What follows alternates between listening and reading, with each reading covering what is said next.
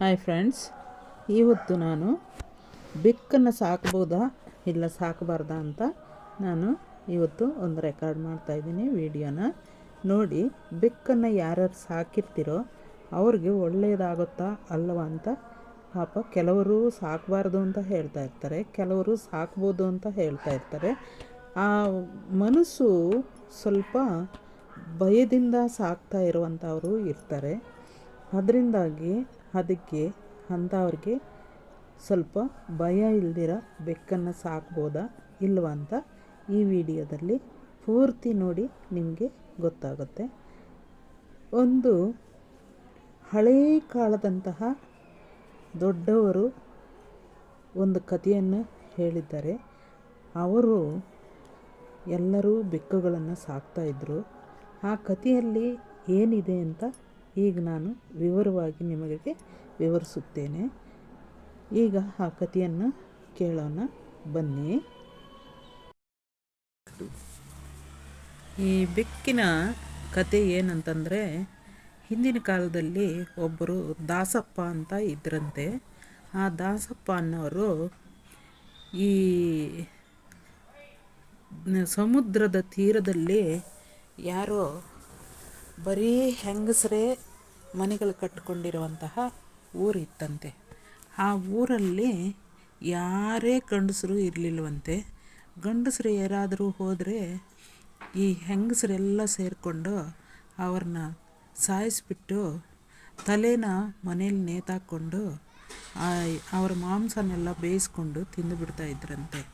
ಇಂಥ ಊರಂತೆ ಇದ್ದಿದ್ದು. ಅದಕ್ಕೆ ಅಲ್ಲಿಗೆ ಯಾರು ಹೆಂಗಸರಿರೋದು ಅಂತಂದ್ಬಿಟ್ಟು ನೋಡೋಣ ಅಂತಂದ್ಬಿಟ್ಟು ಈ ದಾಸಪ್ಪನಿಗೆ ಆಸೆ ಆಯ್ತಂತೆ. ಆಸೆ ಆದಾಗ ಈ ದಾಸಪ್ಪ ಅಲ್ಲಿಗೆ ಹೋಗಲಿಕ್ಕೆ ಹೋದ್ರಂತೆ. ಹೋದರೆ ಸಮುದ್ರದ ತೀರಕ್ಕೆ ಹೋಗೋ ಅಷ್ಟರಲ್ಲಿ ಸಮುದ್ರದ ತೀರದಲ್ಲಿ ಕತ್ತಲಾಗ್ಬಿಡ್ತಂತೆ.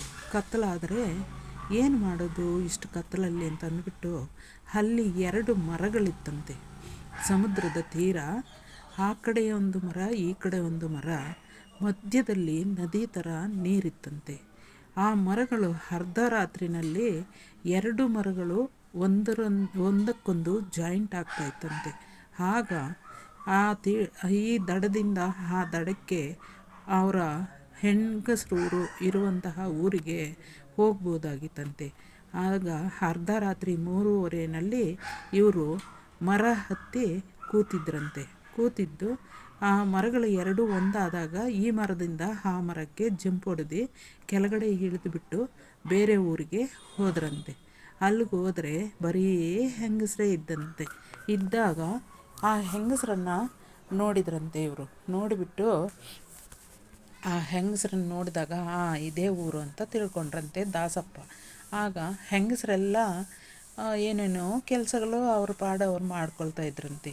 ಇದ್ದಕ್ಕಿದ್ದಾಗ ಈ ದಾಸಪ್ಪನ ನೋಡಿದ ತಕ್ಷಣ ಯಾರೋ ಗಂಡಸರು ಬಂದರು ಅಂತಂದ್ಬಿಟ್ಟು ಎಲ್ಲರಿಗೂ ಖುಷಿ ಆಯ್ತಂತೆ. ಯಾಕಂದರೆ ಚೆನ್ನಾಗಿ ತಿನ್ಬೋದು ಅಂತ.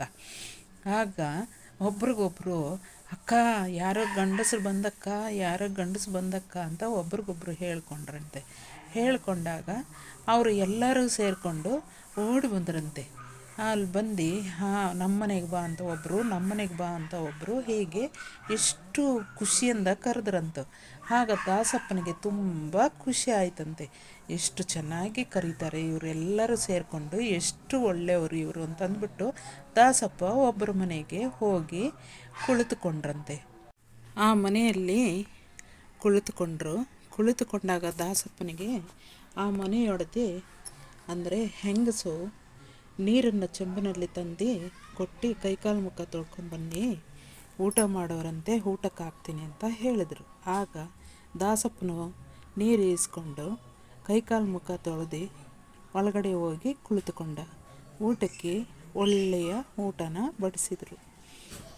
ಆ ಊಟ ಮಾಡ್ತಾ ಇದ್ದರು. ಊಟ ಮಾಡಿದ್ದಾದಮೇಲೆ ನೀರನ್ನು ಕುಡಿಯಲಿಕ್ಕೆ ಚೆಂಬನ್ನು ಎತ್ಕೊಂಡು ತಲೆ ಮೇಲಕ್ಕೆ ಹಿಂಗೆತ್ತಿ ನೋಡಿದಾಗ ಮೇಲೆ ಬರೀ ಗಂಡಸರ ತಲೆ ಬುರುಡಿಗಳೇ ನೇತಾಕಿದ್ರೆ ಆ ತಲೆ ಬುರುಡಿಗಳನ್ನು ನೋಡಿದ ತಕ್ಷಣ ಈ ದಾಸಪ್ಪನಿಗೆ ಭಯ ಶುರುವಾಯಿತು.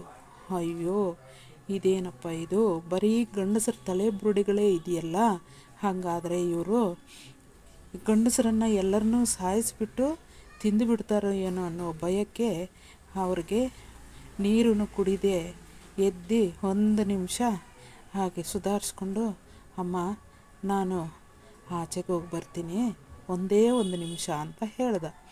ಆದರೆ ಆ ಹೆಂಗಸು ಬಿಡಲಿಲ್ಲ. ಯಾಕಂತಂದರೆ ಬಿಟ್ಟರೆ ಹೊರಟೋಗ್ಬಿಡ್ತಾನೆ ಈ ದಾಸಪ್ಪನಂತೇಳಿ, ಇಲ್ಲ ಇಲ್ಲ ಎಲ್ಲಿಗೆ ಹೋಗ್ತೀರಾ ಅಂತ ಕೇಳಿದರು. ಇಲ್ಲಮ್ಮ ನಾನು ಆಚೆಗೆ ಹೋಗಿ ಬರಬೇಕು, ನಾನು ಒಂದು ಸ್ವಲ್ಪ ಅಂತ ಹೇಳಿದ್ರು. ಆದರೆ ಬಿಡಲಿಲ್ಲ. ಸರಿ ನೀವು ರೀಸಸ್ಗೆ ಹೋಗ್ಬೇಕಾದ್ರೂ ಲೆಟ್ರಿನ್ಗೆ ಹೋಗ್ಬೇಕಾದ್ರೂ ಇಲ್ಲೇ ಹೋಗಿ ಆ ಗಿಡಗಳ ಮಧ್ಯೆ ಅಂತ ಹೇಳಿದ್ರು. ಮನೆ ಮುಂದ್ಗಡೆ ಬರೀ ಗಿಡಗಳು ಬೆಳೆದಿತ್ತು ಗುಂಪಾಗಿ, ಆ ಗಿಡಗಳ ಮಧ್ಯೆನೇ ಹೋಗಿ ಬನ್ನಿ ಅಂತ ಹೇಳಿದ್ರು.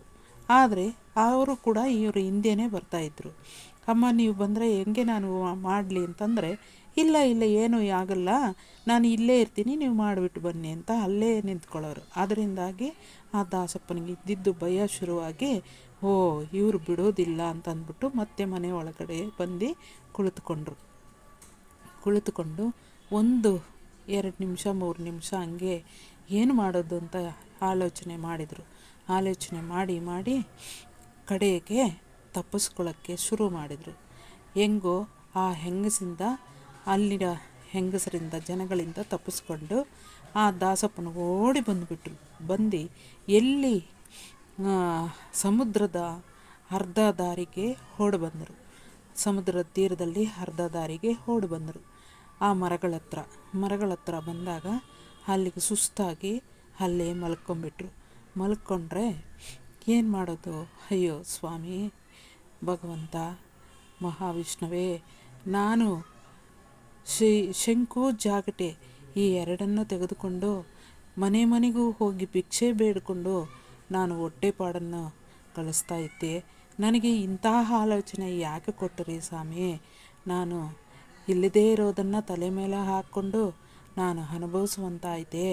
ನಾನು ಯಾಕೆ ಸ್ವಾಮಿ ಈ ರೀತಿ ನನ್ನನ್ನು ಮಾಡಿದೆ ಅಂತ ಹೇಳಿ ದೇವರಿಗೆ ಕೈ ಮುಗಿದು, ಸ್ವಾಮಿ ನನ್ನ ಶಂಕು ಜಾಗಟೆ ಕೂಡ ಆ ಮನೆಯಲ್ಲೇ ಬಿಟ್ಟು ಓಡಿ ಬಂದುಬಿಟ್ಟಿದ್ದೇನೆ. ನಾನೇನು ಮಾಡೋದು? ಮತ್ತೆ ವಾಪಸ್ ಹೋದರೆ ನನ್ನನ್ನು ಕಡಿದು ಬಿಡ್ತಾರಲ್ಲ, ನನ್ನನ್ನು ಕಡಿದುಬಿಟ್ಟು ತಲೆ ಕಡಿದು ನನ್ನನ್ನು ಸಾರು ಮಾಡ್ಕೊಂಡು ತಿಂದುಬಿಡ್ತಾರೆ. ನಾನು ಏನು ಮಾಡಲಿ? ಮತ್ತು ನನ್ನ ಭಿಕ್ಷೆ ಬಿಡೋದು ಹೇಗೆ? ನನ್ನ ಜೀವನ ನಡೆಸೋದು ಹೇಗೆ ಅಂತ ಚಡಪಡಿಸ್ತಾ ಇದ್ದರು. ಆಗ ಮಹಾವಿಷ್ಣುವು ಇವರು ನನ್ನ ಭಕ್ತ ಇಷ್ಟು ಕಷ್ಟದಲ್ಲಿರುವಾಗ ನಾನು ಸುಮ್ಮನೆ ಕುಳಿತಿರಬಾರ್ದು ಅಂತ ಹೇಳಿ ಮಹಾವಿಷ್ಣುವು ಒಂದು ಬೆಕ್ಕಿನ ರೂಪದಲ್ಲಿ ಹೋಗಿ ಆ ಮನೆಯಲ್ಲಿದ್ದಂತಹ ಶಂಕು ಮತ್ತು ಜಾಗಟೆ ಅನ್ನೋದನ್ನು ಎರಡನ್ನು ಬಾಯಲ್ಲಿ ಕಚ್ಚಿಕೊಂಡು ಅವ್ರ ಹತ್ರ ಬಂದು ತಂದು ಕೊಡ್ತು ಆ ಬೆಕ್ಕು. ಆಗ ನೋಡಿದರೆ ಬೆಕ್ಕೆ ನನ್ನ ಶಂಕು ಜಾಗಟೆಯನ್ನು ತಂದು ಕೊಡ್ತೆ. ಯಾರೂ ಅಲ್ಲ, ಈ ಮಹಾವಿಷ್ಣುವೇ ತಂದು ಕೊಟ್ಟಿರೋದು. ಮಹಾವಿಷ್ಣುವೇ ಬೆಕ್ಕಿನ ರೂಪದಲ್ಲಿ ನನಗೆ ತಂದು ಕೊಟ್ಟಿರೋದು. ಸ್ವಾಮಿ ನೀನು ಇದ್ದೀಯ ಪ್ರಪಂಚದಲ್ಲಿ, ನೀನು ನನ್ನ ಪಾಲಿಗಿದ್ದೀಯ ಸ್ವಾಮಿ ಮಹಾವಿಷ್ಣುವೇ.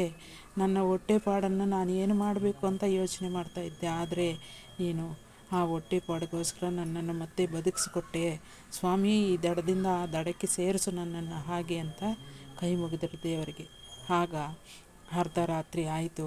ಈ ಹೆಂಗಸರು ಅಲ್ಲಿ ಇಲ್ಲಿ ಎಲ್ಲ ಹುಡುಕಾಡಿದ್ರು, ಆದರೆ ಸಿಗಲಿಲ್ಲ.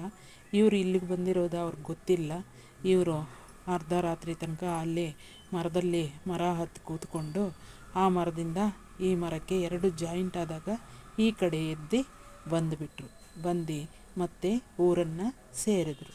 ಹೀಗೆ ಹಳೆಯ ಕಾಲದಲ್ಲಿ ಒಂದು ಕತೆ ಇತ್ತಂತೆ. ನೋಡಿ, ಇದು ನಿಜವಾಗಲೂ ನಡೆದಿರುವಂತಹ ಕತೆ ಇದು. ಈಗ ಹೇಳಿ, ಬೆಕ್ಕನ್ನು ನಾವು ಸಾಕ್ಬೋದಾ ಇಲ್ಲವ ಅಂತ ನೀವೇ ಯೋಚನೆ ಮಾಡಿ. ಬೆಕ್ಕು ಯಾರೂ ಅಲ್ಲ, ಮಹಾವಿಷ್ಣು ಮಹಾಮಾಯ ಇವರು. ಬೆಕ್ಕನ್ನು ಸಾಕಿದರೆ ತುಂಬಾ ಒಳ್ಳೆಯದೇ ಆಗುತ್ತೆ ಮನೆಗಳಲ್ಲಿ. ನಾವು ಇಷ್ಟು 10 ವರ್ಷಗಳಿಂದ ನಾವು ಬೆಕ್ಕನ್ನು ಸಾಕ್ತಾ ಇದ್ದೀವಿ. ನಮ್ಮ ತವರು ಮನೆಯಲ್ಲೂ ಕೂಡ ನಾನು ಸಣ್ಣವಳಾಗಿದ್ದಾಗ ನಮ್ಮ ಅಮ್ಮನೂ ಕೂಡ ಬೆಕ್ಕನ್ನು ಸಾಕ್ತಾಯಿದ್ರು. ಅದರಿಂದಾಗಿ ನನಗೂ ತುಂಬಾ ರೂಢಿಯಾಗಿದೆ ಬೆಕ್ಕನ್ನು ಸಾಕೋದು. ಬೆಕ್ಕಂದರೆ ನನಗೂ ಇಷ್ಟ, ನೀವು ಕೂಡ ಸಾಕಿ, ತುಂಬಾ ಒಳ್ಳೆಯದಾಗುತ್ತೆ. ನಮಗಂತೂ ಕೆಟ್ಟದ್ದಾಗಿದ್ದೇ ಇಲ್ಲ. ಬೆಳಗ್ಗೆ ಆದ ತಕ್ಷಣ ನಾವು ಅದರ ಮುಖನೇ ನೋಡ್ತೀವಿ. ಅಮ್ಮ ಅಂತ ನಾವು ಬೆಳಗಾಗಕ್ಕೆ ಮುಂಚೆನೇ ನಮ್ಮ ಮುಖ ನೋಡೋದು ಅದನ್ನೇ. ಅಮ್ಮ ಅಂತ ಬರುತ್ತೆ, ಆಗ ಅದರ ಮುಖನೇ ನೋಡಿ ಅದಕ್ಕೆ ಎದ್ದ ತಕ್ಷಣ ಹಾಲನ್ನು ಹಾಕ್ತೀವಿ.